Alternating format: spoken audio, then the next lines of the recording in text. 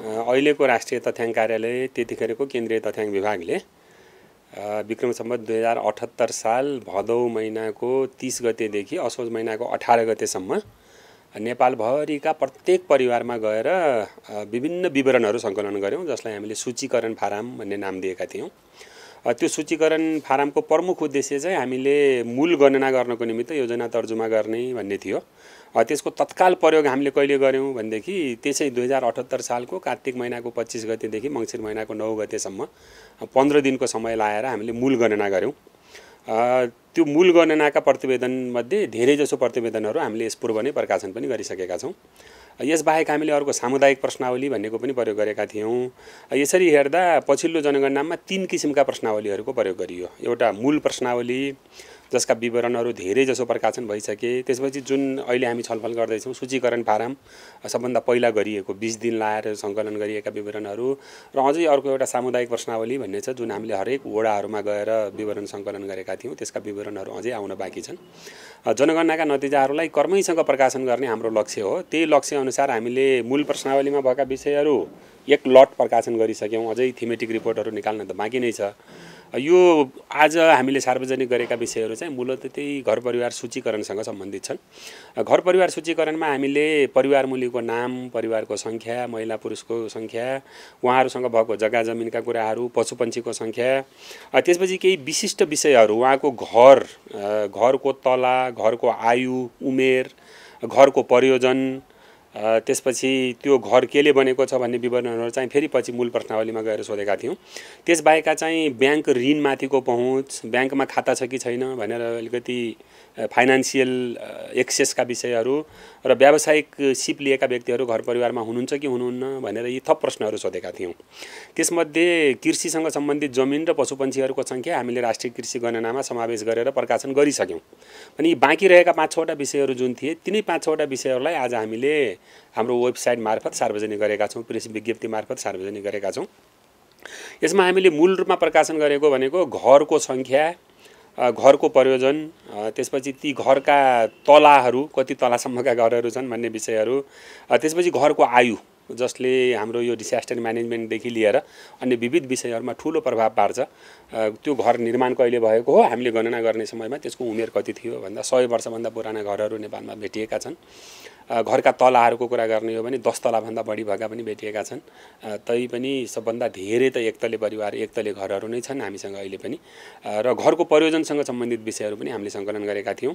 र यसमा एउटा चाखलाग्दो विषय के पनि छ भनेदेखि करिब 6 लाख भन्दा बढी परिवारहरू अहिले रित्ता छन्, कोही पनि बस्दैनन् भन्दा त्यो आवासीय प्रयोजनको निमित्त निर्माण गरिएका घरहरू हुन्। तिनीहरू विविध कारणले मान्छेहरू बसाइ सरे होलान् अथवा केही भयो होला, हैन त। त्यो करिब 6 लाख जति परिवारहरू रित्ता छन्, र ती भएका 75 लाख जति घरहरू जुन छन्, ती 75 लाख जति घरहरू कस्ता कस्ता छन् भन्ने विवरणहरू आज हामीले सार्वजनिक गरेका छौं। तथ्याङ्कको मूल उद्देश्य नै के हो त भनेदेखि यसले हाम्रो हैसियत बताउँछ भनेर भन्छौं। हामी कहाँ छौं, कस्ता छौं, कति छौं, कुन अवस्थामा छौं भनेर हामीलाई एउटा आधार दिन्छ यसले। अहिले हामीले प्रकाशन गरेका विवरणहरूले चाहिँ हाम्रो वित्तीय पहुँच कति छ त, ब्याङ्कहरूमा खाता भएका मान्छेहरू कति छन्, यो व्यावसायिक सिप लिएका व्यक्तिहरू कति छन् देशभित्र, घरको सङ्ख्या कति छ, त्यो घरको प्रयोजन के छ, त्यसपछि घरका तलाहरू कति छन् अथवा घरको आयु कति छ। घरहरू पुराना हुँदै गए भनेदेखि भूकम्प लगायतका प्रकोपहरूबाट बढी क्षति हुन सक्ने सम्भावना रहन्छ, त्यसको प्रोबेबिलिटी बढ्छ भन्ने भएको हुनाले मूलतः यो घरसँग सम्बन्धित विवरणहरू भनेको आवाससँग सम्बन्धित योजनाहरू निर्माण गर्नको निमित्त नै हो। यसबाहेक यो वित्तीय पहुँचका कुराहरूले चाहिँ हामीलाई यो आधुनिक युगमा हामी प्रवेश गरिसकेका छौं। तैपनि कति मान्छेहरूले खाता खोलेर आफ्ना विवरणहरू सङ्कलन गर्छन् त, अथवा ब्याङ्कहरूमा खाता राखेका छन्, अथवा ऋण चाहिएको बेलामा उनीहरूले ऋणको पहुँच कति पुगेको छ। र अहिले हाम्रो रोजगारीको प्रमुख स्रोत भनेको वैदेशिक रोजगार पनि हो। वैदेशिक रोजगारमा हामीले के देखेका छौं भनेदेखि अनस्किल्ड लेबरको तुलनामा स्किल्ड लेबरहरूले ठूलो मात्रामा आम्दानी गर्छन्। भन्दा त्यो आम्दानीको ग्याप ठूलो भएको हुनाले यदि हामीले कुनै न कुनै किसिमको सिप दिएर व्यक्तिहरूलाई तयार गर्न सक्ने हो भनेदेखि उनीहरूले देशभित्रै पनि र देश बाहिर पनि अलिकति बढी ज्याला पाउने खालका कामहरू पाउने भन्ने देखाएको हुनाले त्यस्ता मान्छेहरू कति छन् त भनेर पनि हामीले प्रत्येक परिवारमा गएर सिप लिएका मान्छेहरू, सिकर्मीको हुन सक्छ, डकर्मीको हुन सक्छ, इलेक्ट्रिसियनको हुन सक्छ, प्लम्बिङको हुन सक्छ, कपाल काट्ने हुन सक्छ अथवा अरू केही विभिन्न कम्प्युटरसँग सम्बन्धित सिपहरू हुन सक्छन्। ती व्यावसायिक सिपहरू केही लिनु भएको छ कि छैन भनेर विवरणहरू सङ्कलन गरेका थियौं। यसले चाहिँ चाहिँ एउटा हाम्रो जनशक्ति योजना निर्माण गर्नको निमित्त पनि काम लाग्ने भयो। अर्को एउटा यो वित्तीय साक्षरताको विषय पनि भयो, अर्को ऋणमाथिको पहुँचको कुराहरू पनि भयो र एउटा समग्रमा चाहिँ राष्ट्रले निर्माण गर्ने आवास योजनाहरू, कच्ची घरमा बस्ने मान्छेहरू कति छन् अथवा एकतले घरहरू कति छन् भनेदेखि हामीसँग अहिलेसम्म त जमिन प्रशस्तै छ। जमिनको खण्डीकरण हुँदै जाँदा अथवा त्यो ल्यान्डको डाइभर्सिफिकेसन हुँदै जाँदाखेरि भोलि जमिन कम हुने, जस्तो काठमाडौँ उपत्यका लगायतका सहरहरूमा जमिन कम भइसक्यो भने अब राज्यको प्राथमिकता एकतले घर हो कि अथवा बहुतले घरहरू हुन् भनेर राज्यले योजना निर्माण गर्नको निमित्त पनि यी विवरणहरूले हामीलाई सघाउ पुर्याउँछन् भन्ने लाग्छ। मूल उद्देश्य त यहाँले उल्लेख गर्नुभए जस्तै योजना तर्जुमा गर्नको निमित्त त्यो विषयसँग सम्बन्धित फेरि है, जस्तो घरको सङ्ख्याले चाहिँ आवाससँग सम्बन्धित हुने भयो, वित्तीय पहुँचको कुराले वित्तीय व्यवस्थासँग, ऋणमाथिको पहुँचले समग्र अर्थतन्त्रसँग र यो व्यावसायिक सिप लिएका अथवा नलिएका विषयहरूले चाहिँ हाम्रो रोजगारीको समग्र अवस्था अथवा हाम्रो यो वैदेशिक रोजगारीमा कस्ता खालका मान्छेहरू हामीले पठाइराखेका छौँ त भन्ने विषयहरूको योजना तर्जुमा गर्न, हाम्रो आधार थाहा पाउन, हाम्रो स्थिति थाहा पाउन, अथवा भोलि हामी अब कहाँ पुग्ने हो त, अहिले 10 लाख मान्छेले मात्रै तालिम लिएका छन् भन्ने विवरण हामीले पायौँ भनेदेखि भोलि गएर अब कति मान्छेलाई, करिब 30-40 लाख मान्छेहरू बाहिर छन् भनेर हामीले औपचारिक अनौपचारिक रूपमा सुन्छौँ। जनगणनाको पछिल्लो प्रतिवेदनले पनि करिब 21-22 लाख मान्छेहरू बाहिर छन् भनेर देखाएको छ। जनगणना सम्पन्न भएकै पनि झन्डै 2 वर्ष पुग्न लागिसक्यो भनेदेखि यो सङ्ख्या बढी पनि सक्यो होला अहिले गएर।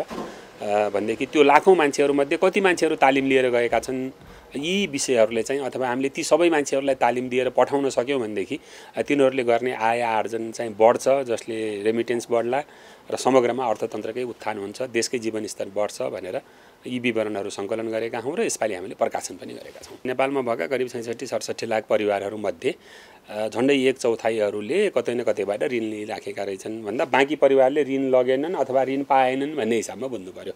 ऋणको आवश्यकतै परेन, एउटा ठुलो जनसमुदाय त्यस्तो पनि हुनसक्छ, आफ्नै आम्दानीले अथवा आफ्नै स्रोत साधनले धान्न सक्ने अवस्थामा मान्छेहरूले ऋण लिँदैनन् भने ऋणको सामान्य सिद्धान्त चाहिँ के हो त भनेदेखि यथास्थितिबाट परिवर्तन ल्याउनको निमित्त, त्यो चाहिँ सकारात्मक परिवर्तन है, फेरि यथास्थितिबाट सकारात्मक परिवर्तन ल्याउन, गरिबी निवारण गर्नको निमित्त भनौँ अथवा गरिबी कम गर्नको निमित्त, कम आम्दानी भएकोले बढी आम्दानी गर्नको निमित्त, उद्यमशीलताको विकास गर्नको निमित्त चाहिँ अलिकति लगानीको आवश्यकता पर्छ र त्यो लगानीको जो आफैले गर्न सकिएन अथवा यहाँ व्यक्तिसँग लिएको ऋण यसमा हामीले संलग्न गरेका छैनौँ, व्यक्तिगत नातागोतासँग पनि ठुलो मात्रामा ऋण लिएको हामीले व्यवहारमा देखेका छौँ। यहाँ चाहिँ हामीले बैङ्क तथा वित्तीय संस्थाहरू अथवा सङ्गठित सहकारी संस्थाहरूबाट, साहुकारहरूबाट लिएको ऋण होइन, यो सङ्गठित संस्थाहरूबाट ऋण लिने परिवारहरू पनि ठुलो सङ्ख्यामा हुनुहुँदो रहेछ भन्ने, यसले झन्डै 16-17 लाख हुनुहुन्छ भन्ने यो विषयले देखायो भनेदेखि यसको सन्देश चाहिँ के हो भने यो राम्रो विषय हो, ऋण लिएर उन्नति गर्नु भनेको राम्रो विषय हो। तर यहाँले उल्लेख गर्नुभएको विषय चाहिँ फेरि समग्र अर्थतन्त्रसँग लगेर हेऱ्यौँ भनेदेखि ऋण लिएर तिर्न नसक्नु भनेको त फेरि नराम्रो हो, अथवा आफूले बचत गरेको ठाउँमा गएर आफ्नो त्यो बचत नै समयमा लिन नसक्नु भनेको त फेरि नराम्रो विषय हो। अब तत्कालको निमित्त केही आर्थिक मन्दी, गत आर्थिक वर्षमा हामीले प्रकाशन गरेका राष्ट्रिय लेखासँग सम्बन्धित तथ्याङ्कहरूले ग्रोथ रेट साह्रै कम देखियो, अनुमान गरे भन्दा साह्रै कम देखियो र केही क्षेत्रहरू चाहिँ मन्दीकै अवस्थामा छन् भनेर हामीले पनि प्रकाशन गरेका थियौँ। यो मन्दीको कारणले गर्दा यस्तो भएको हो भनेदेखि त यो सर्ट टर्मको फेनामेना हो, छोटो अवधि रहन्छ, भोलि फेरि मान्छेको उद्यमशीलताको विकास हुन्छ, वस्तुहरूको बिक्री सुरु हुन्छ, उत्पादन बढ्छ, स्वभावैले उनीहरूले ऋण तिर्न सक्छन् र अहिले सङ्कटग्रस्त भएका सहकारीहरू अथवा वित्तीय संस्थाहरू पनि भोलि सङ्कटबाट मुक्त हुन्छन् भन्ने यसको सामान्य सिद्धान्त हो। त्यो भयो भने केही चिन्तै गर्नु परेन। त्यसो हुन सकेन भनेदेखि चाहिँ राज्यले केही राहत प्याकेजहरू ल्याउनुपर्छ कि भन्ने मलाई लाग्छ। शिक्षा र तालिमलाई हामीले छुट्याएका छौँ। शिक्षा जस्तो तपाईँ हामीले केही तहसम्म पढ्यौँ, आइए पढ्यौँ, बिए पढ्यौँ, एमए पढ्यौँ अथवा अझै माथिल्लो तहसम्म अध्ययन गऱ्यौँ भनेदेखि त्यसलाई हामीले व्यावसायिक तालिम भनेर गनेनौँ है त। त्यो शिक्षित जनशक्ति ठुलो छ, योभन्दा बाहेकको शिक्षित जनशक्ति लाखौँमा छ। त्यो शिक्षित जनशक्ति मध्ये अथवा बाहेकको है, यो चाहिँ यहाँले भन्नुभएको विषय चाहिँ त्यो शिक्षित जनशक्ति मध्येकै पनि हुनसक्छ अथवा बाहेकको पनि हुनसक्छ। ज्ञान मात्रै आर्जन गरेर भएन, अब सिप पनि सिकेको हुनु पर्यो भने अहिलेको आवश्यकता त त्यो हो नि हाम्रो होइन त। यो विश्वविद्यालय को ज्ञानले अथवा कोरा सैद्धान्तिक ज्ञानले मात्रै पुगेन, अब सिप पनि सिकेको हुनु पर्यो भन्दा त्यस्ता सिपयुक्त जनशक्तिहरू चाहिँ कति छन् त भनेर हामीले विवरण सङ्कलन गरेका हौँ। खासै उत्साहप्रद नतिजा आएन, यहाँले पहिला पनि उल्लेख गरिसक्नुभयो होइन त। आधाभन्दा बढी मान्छेले सिप सिकेको भए कति राम्रो हुन्थ्यो होला होइन त। अब राज्यले फेरि यो तथ्याङ्कमा टेकेर चाहिँ के गर्न सक्छ त भनेदेखि कसरी मान्छेलाई सिपयुक्त बनाउने, कसरी थप तालिम कार्यक्रमहरू सञ्चालन गर्ने, व्यावसायिक तालिमहरू हुन सक्छन्, प्राविधिक तालिमहरू हुन सक्छन्, बजारमा काम पाउने तालिमहरू। क्या अहिले त पढी लेखी सक्यो बेरोजगार हुनुपर्ने अवस्था छ नि हाम्रो त। सिप सिकेको मान्छे चाहिँ कम्तीमा बेरोजगार हुँदैन, स्वरोजगार पनि गर्न सक्छ भन्ने सिद्धान्त हो नि सिपको सिद्धान्त त। त्यही भएर त्यो सिपयुक्त जनशक्ति कति छन् भन्दा यो साह्रै कम पनि होइन, 10औं लाखमा छन् हामीसँग मान्छेहरू भनेको त ठुलै सङ्ख्या हो। तर पनि हामीले फेरि करोडलाई लाखसँग तुलना गऱ्यौँ भनेदेखि त्यो सानै हुन आउँछ। यसलाई बढाउने भन्ने चाहिँ फेरि राज्यको योजना हुनसक्छ। स्वरोजगारको कसरी सिर्जना गर्ने, त्यो स्वरोजगार गर्नको निमित्त पहिलो आवश्यकता भनेको चाहिँ के हो भनेदेखि सिपयुक्त जनशक्ति भन्ने हो। दोस्रो आवश्यकता चाहिँ फेरि वित्तीय संस्थामाथिको पहुँच होइन त, अथवा चाहिएको बेलामा ऋण लिन सक्ने पुँजीको आवश्यकता भन्ने चाहिँ दोस्रो आवश्यकता हो। त्यही भएर यी दुवै विषयहरूलाई हामीले राष्ट्र निर्माणको निमित्त आवश्यक पर्ने दुईटा महत्त्वपूर्ण विषय, जनशक्ति त एउटा भइहाल्यो, त्यो जनशक्ति मध्येको सिपयुक्त जनशक्ति र त्यो सिपयुक्त जनशक्तिले यदि केही काम गर्न चाह्यो भनेदेखि त्यसको निमित्त आवश्यक पर्ने पुँजीको व्यवस्थापन अथवा पुँजीमाथिको पहुँच कति छ भन्ने विवरणहरू हामीले सङ्कलन गरेर प्रकाशन गरेका छौँ।